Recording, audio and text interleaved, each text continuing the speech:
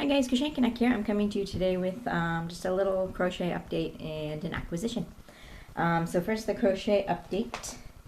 I don't have a knitting update. I haven't done any work on my shawl since the last video because I have been working on my crochet.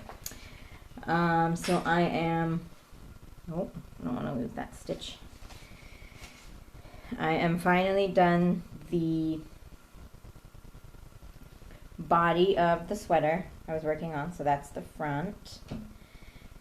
That's the front there, and that's the back. So now all I have left is to do the hood, to do the button edging at the front. There's an edging on each side that's going to make a button closure, and I need to seam the sleeves together, and then it'll be done. So this is supposed to be a size 4. I think it's pretty close to accurate. I haven't tried it on my daughter yet.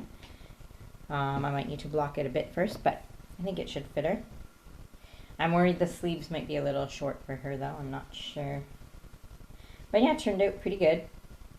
You still can't really see the twists in my cable stitches very well, but it turned out alright, I guess. So yeah, so there's that. And my acquisition, you may recall that I mentioned that a friend of mine bought me a book for Christmas, but it didn't come in time for Christmas. Then she was going to give it to me for my birthday, but it didn't come in time for my birthday at the end of January either. I think she ended up getting it in later February, but then I didn't get it because we weren't able to see each other before the whole social distancing started. So this has been sitting in her house this whole time since February, and I finally got it today because my friend happened to, or my husband actually happened to need a reference for a job he applied to, and she agreed to write the letter. And then his father happened to come into town this morning to go to Costco because they live in a smaller town that doesn't have a Costco.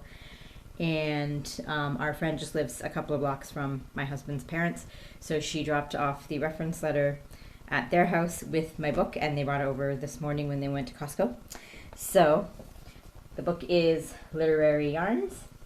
It's a book of little amigurumi characters from famous books.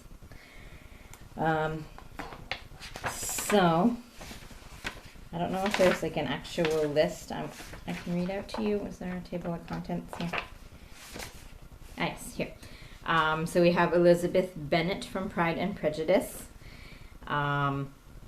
Dorothy, Cowardly Lion, Scarecrow, and Tin Man from Wizard of Oz, the White Rabbit from Alice in Wonderland, Sherlock Holmes from Sherlock Holmes, Ebenezer Scrooge from A Christmas Carol, Jay Gatsby and Daisy Buchanan from The Great Gatsby, Hester Prynne from The Scarlet Letter, Quasimodo and Esmeralda from The Hunchback of Notre Dame, Captain Ahab and Moby Dick from Moby Dick, Anne Shirley from Anne of Green Gables, which I will definitely be making, Napoleon from George Orwell's Animal Farm, Hamlet from Hamlet, Julius Caesar from Julius Caesar, Frankenstein's monster from Frankenstein, Jekyll and Hyde from Jekyll and Hyde, and Huckleberry Finn from Huckleberry Finn. So they all look very tiny. I think they're made with, I don't know if they're made with thin yarns, but they're made with tiny hooks for sure. Yeah, it's worsted, most of these are worsted weight yarn, but around size E crochet hooks. They're very tiny. So obviously, as I mentioned, Anne Shirley is my favorite out of this book. I love Anne of Green Gables. So there she is there. She's so cute. Actually, she's on the cover too. There's Frankenstein, the White Rabbit, Sherlock Holmes. They're all so cute. And my friend who gave me this book is a big Shakespeare fan. And actually, I'm not sure if my international viewers would know this, but Ontario has a town called Stratford, named after Stratford in England. And Stratford, Ontario, just as England, has a theatre festival every year. They've had it for decades, most of which includes Shakespeare. My friend has been going to the Stratford Festival for years, and she now works there as well in the box office, I think. And actually this year they were supposed to have a big production of Hamlet, and she actually thought it would be neat if I made her the Hamlet from this book to keep on her desk at work. And then the whole Stratford Festival was canceled this year for obvious reasons. So I guess she doesn't need it for her desk now, but I'm still going to give it to her because she's a big Shakespeare fan, and I think Hamlet's one of her favorites as well. So I'm eventually going to make her the Hamlet. So I will show you that. What page is he on? 91. I should have bookmarked these. I always say that every time I show something from a book or magazine, but there is Hamlet, this little crown. So that's pretty cute. So I'm going to make her that. The skull that he's holding looks like it might be a little tricky. It looks really tiny.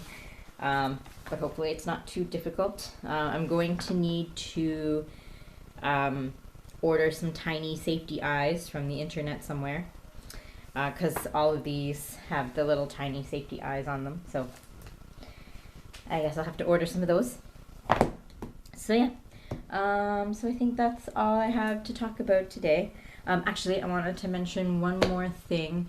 I believe at the beginning of the year when I did my lifetime of crochet videos talking about the different crochet projects I eventually want to do at some point in my life, I'm not sure if I mentioned, but I have a storage caddy full of yarn. I have baby yarn and cotton yarn in a couple of the drawers, and then I have one drawer full of scrap yarns, and I eventually want to crochet all of those scrap yarns into granny squares and make a giant afghan, or maybe two smaller afghans for each of my daughter's beds.